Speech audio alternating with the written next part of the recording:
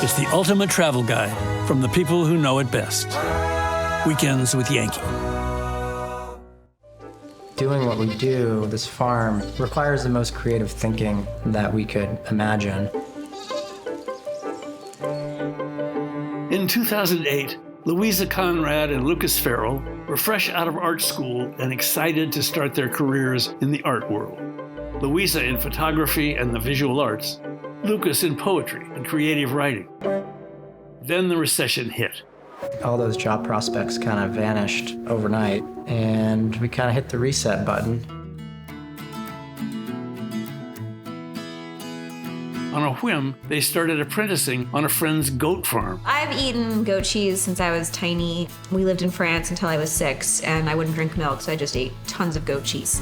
That's what triggered our interest in farming in general, was first the cheese. It was supposed to just be a way to fill some time during the recession, learn how to make cheese, wonderful, have a little romantic farm life.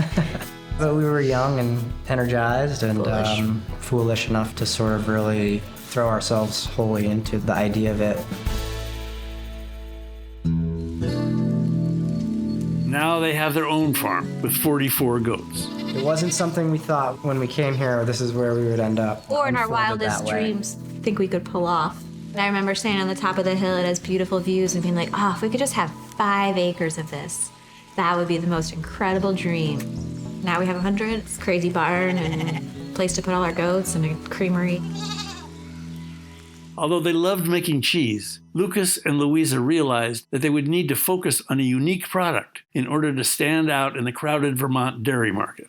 Okay, like, what can we make with milk?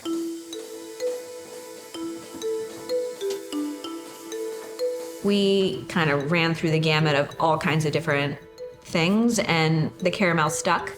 There was a happy discovery there that the goat milk was a perfect match, and it boiled down into beautiful caramel.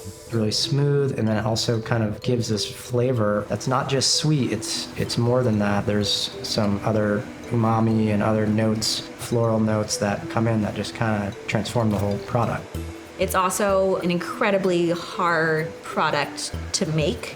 It's very picky. It doesn't like humidity or temperature, but it's not like it likes a fridge or a freezer. It just wants its own climate. That took us a long time to figure out, and I think that's one of the things that prevents a lot of people from getting into the caramel game, is that it's just They're all a annoying. lot smarter than us. Yeah. We've been a little So bit smarter and a little less strong-willed, then maybe we would have done something different. In their first year, Louisa hand-drew goats on each of the caramel boxes.